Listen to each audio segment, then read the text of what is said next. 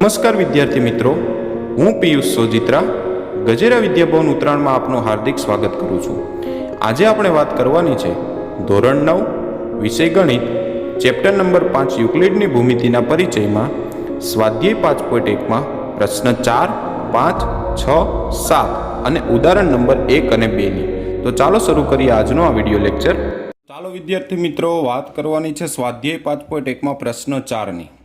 ગયા લેક્ચરમાં પ્રશ્ન 3 સુધી ચર્ચા કરી હતી।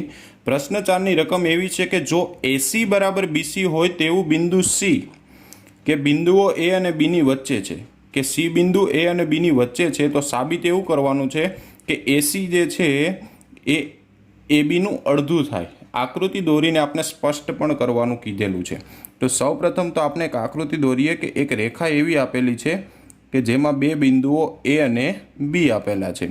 તો શું કીધું છે કે C બિંદુ એવું છે કે AC અને BC નું અંતર સમાન થાય કે AC એટલે કે આ અંતર જેટલું હોય એટલું જ અંતર આ થાય છે, બરાબર છે। તો આપણે આ રીતે અહીંયા લખી શકીએ કે AC બરાબર BC, અને એ ઓલરેડી આપણને અહીં આપી દીધેલું છે કે AC બરાબર BC આપેલું છે। તો હવે સૌપ્રથમ આપણે સ્વયંસિદ્ધ સત્ય બીજું એવું છે કે સરખામાં સરખું ઉમેરીએ તો પરિણામ સરખું રહે છે। તો એક કામ કરું, હું બંને બાજુ AC ઉમેરી દઉં છું, બરાબર કે AC પ્લસ AC, અને અહીંયા પણ BC પ્લસ શું કરી દઉં છું AC। કેમ આવું કર્યું? કારણ કે સ્વયંસિદ્ધ સત્યનો ઉપયોગ કરીને આપણે સાબિત કરવાનું છે કે AC બરાબર અડધું AB। સાબિત કરવા માટે આપણે સ્વયંસિદ્ધ સત્ય 2નો ઉપયોગ કર્યો કે સરખામાં સરખું ઉમેરીએ તો પરિણામ સરખું રહે, બરાબર છે, કારણ સ્વયંસિદ્ધ સત્ય બીજું, બરાબર। તો ચાલો AC પ્લસ AC એટલે કેટલા થશે? 2AC થશે, અને BC પ્લસ AC, તો BC પ્લસ AC એટલે BC અને AC નો સરવાળો, જો આટલો ટુકડો પ્લસ આટલો ટુકડો તો BC પ્લસ AC એટલે હું AB લખી શકું। તો અહીંયા પણ આપણે સ્વયંસિદ્ધ સત્ય 4નો ઉપયોગ કરી શકીએ। કેમ? કારણ કે એ એવું છે કે એકબીજા પર બંધ બેસતી વસ્તુઓ એકબીજાને સમાન હોય કે આ ભાગ જેટલો છે એટલો જ આ ભાગ હોય તો આખો ભાગ એકબીજામાં બંધ બેસી જાય, બરાબર છે। તો અહીંયા પણ કારણ લખવું હોય તો લખી શકીએ સ્વયંસિદ્ધ સત્ય 4, બરાબર। તો આનું કારણ લખશું આપણે સ્વયંસિદ્ધ સત્ય 4, બરાબર। તો જો અહીંયા 2AC બરાબર શું થઈ ગયું? AB। હવે AB AC ને હું કરતા બનાવું, બે ગુણાકારમાં છે, પેલી બાજુ જશે તો શું થશે? છેદમાં, તો AC બરાબર અડધું AB, બરાબર છે। તો AC બરાબર અડધું AB, અને આમાં પણ જો આપણે સ્વયંસિદ્ધ સત્ય વાપરવું હોય તો વાપરી શકીએ કે બંને બાજુ આપણે અડધા કરીએ તો પરિણામ સરખું રહે એ ટાઈપનું, અને જો ન વાપરીએ તો પણ ચાલે। તો અડધાવાળું સ્વયંસિદ્ધ સત્ય હતું જે કેટલું હતું? 7। તો સ્વયંસિદ્ધ સત્ય આપણે 7નો પણ અહીંયા ઉપયોગ કારણ લખવું હોય તો લખી શકીએ। કોનો ઉપયોગ કર્યો? સ્વયંસિદ્ધ સત્ય 7નો, કે બંને બાજુ આપણે પરિણામમાં અડધું કરીએ તો પરિણામ સરખું જ રહે, બરાબર છે, ઓકે। તો આ હતો પ્રશ્ન નંબર 4, જે સાબિતી આપણે 3 સ્વયંસિદ્ધ સત્ય 2, સ્વયંસિદ્ધ સત્ય 4 અને સ્વયંસિદ્ધ સત્ય 7નો ઉપયોગ કર્યો છે।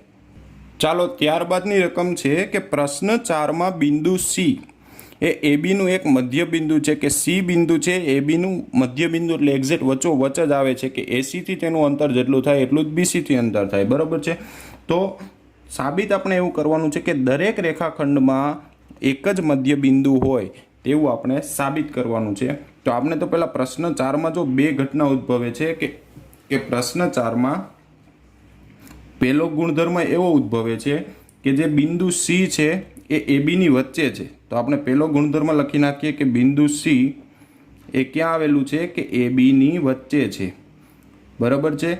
અને બીજો ગુણધર્મ એવો ઉદ્ભવે છે કે C એ A અને B થી સમાન અંતરે છે કે A થી અંતર માપો કે B થી અંતર માપો, બંનેનું અંતર કેવું છે? સમાન। તો C એ A અને B થી કેવા અંતરે આવેલું છે? તો કે સમાન અંતરે આવેલું છે।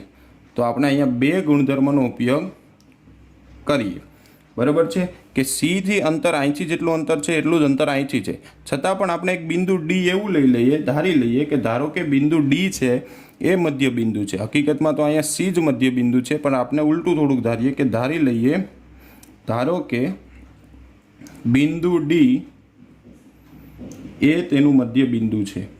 કોનું? તો કે રેખાખંડ એબીનું મધ્ય બિંદુ છે. બરાબર છે. આપણે શું ધારી લીધું કે બિંદુ ડી એ રેખાખંડ એબીનું મધ્ય બિંદુ છે.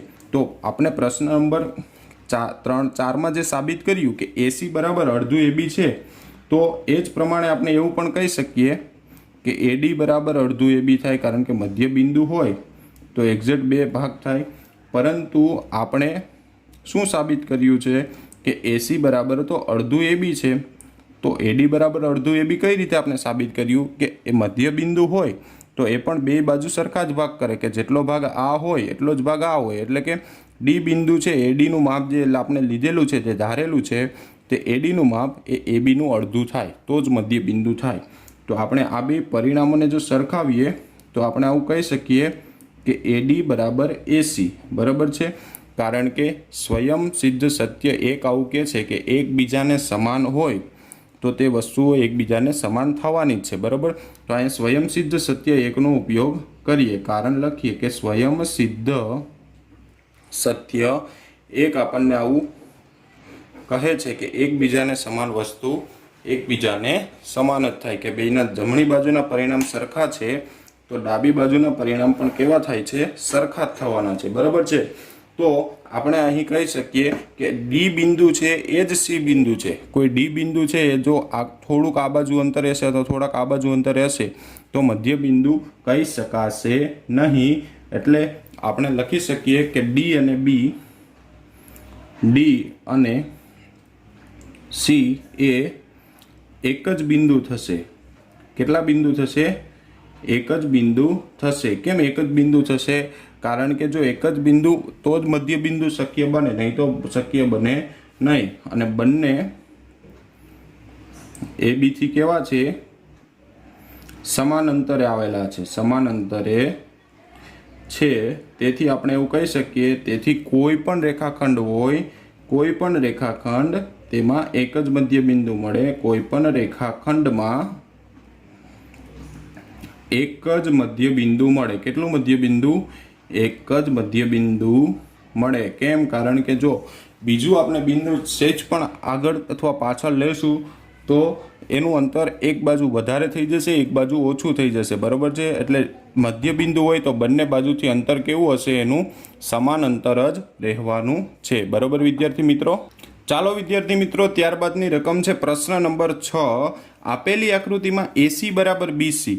એસી એટલે કે અહીંથી આટલું માપ છે અને બીડી એસી બરાબર બીડી આપેલું છે. સોરી, કે એસી જેટલું આટલું માપ છે, અહીંથી આટલું માપ, અને બીડી બરાબર અહીંથી આટલું માપ છે. આ બંને માપ સરખા છે. તો આપણે સાબિત એવું કરવાનું છે કે એબી અને સીડીનું માપ પણ સરખું થાય. ઓકે. તો સૌપ્રથમ તો આપણને જે આપેલું છે તે લખી નાખીએ કે એસી બરાબર શું આપેલું છે? તો એસી બરાબર બીડી આપેલું છે. ત્યારબાદ આગળ વાત કરીએ તો આપણે સ્વયં સિદ્ધ સત્ય જાણીએ છીએ કે સરખામાં સરખું ઉમેરીએ તો પરિણામ સરખું રહે. જો અહીં એસી બરાબર બીડી આપેલું છે, વચ્ચે બીસી છે, તો એક કામ કરું, સાબિત કરવા માટે હું બંને બાજુ બીસી ઉમેરી દઉં. કે આ બાજુ પણ બીસી ઉમેરું છું. બરાબર છે. એવી જ રીતે હું આ બાજુ પણ બીસી ઉમેરું છું. શું કરું છું કે બીડીમાં પણ બીસી ઉમેરું છું અને એસીમાં પણ બીસી ઉમેરું છું. ચાલો બંનેમાં આપણે બીસી ઉમેરી દીધા. ઓકે. તો આપણે અહીં કે એસી બરાબર હું શું લખી શકું? તો એ બી વત્તા બીસી લખી શકું. એટલે અહીંયા આપણે આવું લખ્યું, એસી બરાબર એ બી વત્તા બીસી. અને બીડી બરાબર પણ હું શું લખી શકું? તો બીડી બરાબર લખાય બીસી વત્તા સીડી. તો અહીંયા આપણે ફરીથી ઉમેરવાની જગ્યાએ આપણે બે ભાગ કરીએ છીએ. સ્વયંસિદ્ધ સત્યનો ઉપયોગ પછી કરીશું કે બીડી બરાબર બીસી વત્તા સીડી આવું લખું છું. આપણે સાબિતીમાં સ્વયંસિદ્ધ સત્યનો ઉપયોગ આવશે, પણ આના પછીના સ્ટેપમાં કરવો પડશે. સૌપ્રથમ તો હું શું કરું છું? બીસી આપણે ઉમેરવાને બદલે બાદ કરવા પડશે. પરંતુ એસી બરાબર હું શું લખું છું? એ બી વત્તા બીસી લખી શકું. અને બીડી બરાબર શું લખી શકું? તો બીસી પ્લસ સીડી. તો અહીંયા પણ સ્વયંસિદ્ધ સત્યનો ઉપયોગ થાય છે કે એકબીજા પર બંધ બેસતી વસ્તુ હોય તો એકબીજાને સમાન થાય. કે આ એસી ઉપર બે વસ્તુ બંધ બેસે છે, એ બી અને બીસી. તો હું એ બી પ્લસ બીસી લખી શકું કારણ કે એકબીજા ઉપર બંધ બેસે છે. બરાબર છે. ચાલો હવે એક કામ કરીએ આપણે બંનેમાંથી BC બાદ કરીએ તો બંનેમાંથી અથવા બંને બાજુ BCને બાદ કરીએ, સ્વયંસિદ્ધ સત્યનો પાછો ઉપયોગ કરીએ કે સરખામાં સરખું બાદ કરીએ તો પરિણામ સરખું રહે। તો આમાંથી પણ હું BC બાદ કરી દઉં છું અને BC પ્લસ CD છે એમાંથી પણ હું BC બાદ કરું છું। તો અહીંયા BC કેન્સલ થાય તો શું મળે AB, અહીંયા BC કેન્સલ થાય તો શું મળે CD। કારણ આપણે સ્વયંસિદ્ધ સત્યનો જ ઉપયોગ કર્યો છે કે સરખામાં સરખું બાદ કરીએ તો પરિણામ સરખું રહે। લખવું હોય તો લખી શકીએ સ્વયંસિદ્ધ સત્ય ત્રીજું, બરાબર છે, સ્વયંસિદ્ધ સત્ય ત્રીજું। અને આ બધા જ સ્વયંસિદ્ધ સત્યો આપણે આપણા પહેલાં જે થિયરી વિડીયોમાં મૂકેલા જ છે। તો સૌપ્રથમ પહેલાં થિયરી વિડીયો જોશો તો તમને સ્વયંસિદ્ધ સત્યો શું છે એનો ખ્યાલ આવશે, બરાબર વિદ્યાર્થી મિત્રો। ચાલો ત્યાર પછીનો સવાલ છે યુક્લિડનું સ્વયંસિદ્ધ સત્યોની યાદીમાં આપેલ સ્વયંસિદ્ધ સત્ય 5 એ સનાતન સત્ય જ કેમ છે? સ્વયંસિદ્ધ સત્ય સ્વયં પોતે જ સિદ્ધ થતું હોય તો એ સનાતન સત્ય કેમ છે એવું પૂછેલું છે।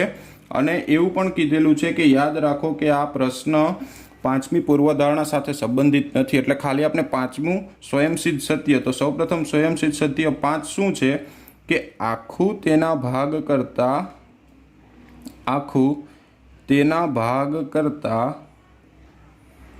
કેવું હોય? આખું છે તેના ભાગ કરતાં મોટું હોય છે। સ્વયંસિદ્ધ સત્ય 5 આવું છે, બરાબર। તો આને કેમ સનાતન સત્ય માનવામાં આવે છે? તો વિશ્વના આપણે કોઈ પણ ખૂણામાં જઈએ, દુનિયામાં ગમે ત્યાં જઈએ, હવે આખું છે આપણે એક 5 સેમીનો એક ધારી લઈએ કે આ 5 સેમીનો કોઈ એક ભાગ છે, બરાબર છે। તો હવે આના હું 2 ભાગ કરું, 2 ભાગ એટલે એક ભાગ હું 3 સેમીનો કરું છું અને એક ભાગ હું 2 સેમીનો કરું છું, બરાબર। તો આ આખું જે છે એના ભાગ કરતાં તો હંમેશા મોટું જ હોય, કારણ કે આખું 5નું છે, આ 3નું છે, આ એના ભાગ નાનું 2નું છે। તો આ જે 2 નાના ભાગ છે એના કરતાં મોટો ભાગ તો આ જ કહેવાય। તો દુનિયામાં કોઈ પણ જગ્યાએ જાઓ તો આખું હોય એના ભાગ કરો એના કરતાં તો એ મોટું થવાનું જ છે। એટલે ગમે ત્યાં આ વાત કેવી છે? સત્ય જ છે, બરાબર। તો આમાં એવું લખી શકાય કે દુનિયાના કોઈ પણ ભાગમાં આ વાત સાચી જ માનવામાં આવે છે। વિશ્વમાં ગમે ત્યાં, ગમે તે ટાપુ, ગમે તે ખંડ પર જાઓ, આ ભાગ છે મોટો છે, મોટો જ રહેવાનો છે, બરાબર છે। તો આ સ્વયં સત્ય થાય જ છે, એટલે એને સનાતન સત્ય માનવામાં આવે છે। ત્યારબાદ મિત્રો આપેલું છે ઉદાહરણ નંબર 1 કે જો બિંદુ A, B અને C એક રેખા ઉપર જ આવેલા હોય તો B એ AC ની વચ્ચે છે, તો સાબિત એવું કરવાનું છે કે AB અને BC નો સરવાળો આખું AC થાય। ઓકે, સિમ્પલ છે કે અહીં કે AB અને BC નો સરવાળો AC થાય તો આપણે જોઈ શકીએ છીએ કે AC જે છે AC એ AB અને BC સાથે કેવું છે? સંપાતિત છે, કારણ કે એના પર જ ડિપેન્ડ કરે છે। તો AC છે એ AB વત્તા BC ના સરવાળા બરાબર જ થાય છે અને આ સ્વયંસિદ્ધ સત્ય 4 પરથી ખબર પડે છે। તો આપણે લખીએ કે આ બાબત સ્વયંસિદ્ધ સત્ય, કયું સ્વયંસિદ્ધ સત્ય? 4 કે એકબીજા પર બંધ બેસતી વસ્તુ, એકબીજા પર બંધ બેસતી વસ્તુઓ એકબીજાને સમાન થાય। ઓકે, સ્વયંસિદ્ધ સત્ય જ સ્વયં પુરવાર કરે છે। તો આપણે જોતા જ ખબર પડી જાય કે AB અને BC નો સરવાળો બરાબર AC થાય છે અને આ એક જ રેખામાં છે તો આ પુરવાર થઈ શકે છે, બરાબર છે કે AB પ્લસ BC બરાબર AC। તો તેથી આપણે કહી શકીએ AB પ્લસ BC બરાબર AC। આમાં કંઈ બીજી વધારે આપણે સાબિતી આપી શકીએ નહીં, કારણ કે સ્વયંસિદ્ધ સત્ય અને જોતા જ આપણને ખબર પડી જાય છે, બરાબર વિદ્યાર્થી મિત્રો।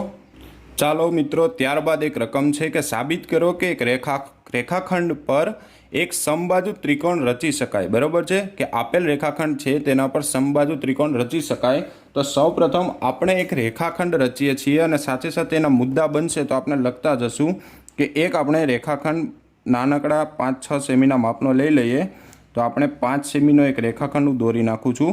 મનગમતું માપ ચાલે, પરંતુ આપણે માપ 5 સેમી રાખીએ જેથી આપણી સરળતા રહે, બરાબર। અને હું રેખાખંડને નામ આપી દઉં છું AB, બરાબર કે એક રેખાખંડ રચું છું જેને મેં નામ આપ્યું છે AB અને જેની લંબાઈ છે 5 સેમી, બરાબર। ચાલો હવે એવું કીધું છે કે આના પર એક સમબાજુ ત્રિકોણ રચી શકાય। હવે સમબાજુ ત્રિકોણ રચવો હોય તો સૌપ્રથમ આપણે એક કામ કરીએ કે એ પર પરિકરની અણી રાખીએ અને બી સુધી એને માપીએ કે એ અને બીનું માપ લઈ લઈએ કે એ પર હું પરિકરની અણી રાખું છું અને બી સુધી હું એને માપું છું, બરાબર। તો એ પર પરિકરની અણી રાખીને બી સુધી માપતા આપણને કંઈક આવું માપ પરફેક્ટ મળી ગયું છે, બરાબર। તો હવે એક ચાપ હું અહીંથી મારી દઉં છું નીચે કે બીમાંથી પસાર થતી હોય। હવે એ જ રીતે હું અહીંયા બી પર રાખીને એક ચાપ મારીશ કે જે એમાંથી પસાર થતી હોય અને આ બંને ચાપો જ્યાં છેદશે ત્યાં હું નામ આપી દઈશ સી। ઓકે, સૌપ્રથમ શું કર્યું, એક રેખાખંડ રચ્યો, રેખાખંડના માપની બે ચાપ એક વખત એને કેન્દ્ર લઈ એક વખત બીને કેન્દ્ર લઈ। હવે શું કરશું, તો હવે વારાફરતી આપણે બીને સી સાથે એટલે કે બીસીને અને એને સી સાથે એટલે કે એસીને આ બંને વસ્તુને જોડી દઈશું। તો ધારો કે આપણે આ 5 સેમીનું લીધું છે તો આ પણ વસ્તુ 5 સેમીની અને આ પણ વસ્તુ 5 સેમીની એટલે કે 3 બાજુઓ કેવી થશે, સમાન થશે। તો એક રેખાખંડ પર આપણે એવું કહી શકીએ કે એક રેખાખંડ પર એક સમબાજુ ત્રિકોણ રચી શકાય। તો આપણે જો કોઈ આમાં બાબતો લખવી હોય તો લખી શકીએ છીએ। તો સૌપ્રથમ આપણે એવું લખશું કે કોઈ AB લંબાઈનો રેખાખંડ રચો અથવા રેખાખંડ છે, બરાબર છે। AB લંબાઈનો રેખાખંડ છે। હવે AB જેટલા માપ લઈને AB જેટલું માપ એ અને બીને કેન્દ્ર લઈને આપણે બે ચાપ મારીએ। માપ લઈ એ અને બીને કેન્દ્ર લઈને વારાફરતી વર્તુળ ચાપ રચીએ, બરાબર। તો વારાફરતી આપણે વર્તુળ ચાપ રચી આ ચાપો જ્યાં છેદે છે ત્યાં શું નામ આપશું, તો આ ચાપ જ્યાં છેદે ત્યાં શું નામ આપશું, સી નામ આપીશું। શું નામ આપશું, સી નામ આપીએ, બરાબર છે। હવે સી નામ આપી દીધું તો હવે એસી અને એ બીને જોડીએ। હવે એસી અને એ બીને જોડીએ તેથી શું થશે, તેથી એસી બરાબર પણ આપણે એ બી થશે। અહીંયા એસી અને બીસીને જોડીએ એવું લખવું પડશે। એસી બરાબર પણ એ બી થશે અને બીસી બરાબર પણ એ બી થશે। કારણ લખવું હોય તો સમાન ત્રિજ્યાઓ લઈને જ મારેલી છે, કારણ કે બધી બાજુઓ માપ કેવા હતા, સમાન। તો કારણ લખવું હોય તો લખી શકીએ સમાન ત્રિજ્યાઓ, બરાબર છે। સમાન ત્રિજ્યાઓ લખી તો તેથી એ બી બરાબર આપણે એસી કહી શકીએ અને એસી બરાબર આપણે બીસી કહી શકીએ। તો આમ એક રેખાખંડ પર એક કેવો ત્રિકોણ રચી શકાય, તો એક સમબાજુ ત્રિકોણ રચી શકાય છે, બરાબર છે। તો એક સમબાજુ ત્રિકોણ રચી શકાય, બરાબર વિદ્યાર્થી મિત્રો। તો આની વધુને વધુ આપણે પ્રેક્ટિસ કરવાની છે। આભાર। આજે ચાલતી કોરોનાની વૈશ્વિક મહામારીમાં ગજેરા ટ્રસ્ટ દ્વારા જે ઓનલાઈન એજ્યુકેશન પ્રોવાઈડ કરવામાં આવી રહ્યું છે, તો પ્રામાણિકતાથી આ એજ્યુકેશન મેળવો। Thank you.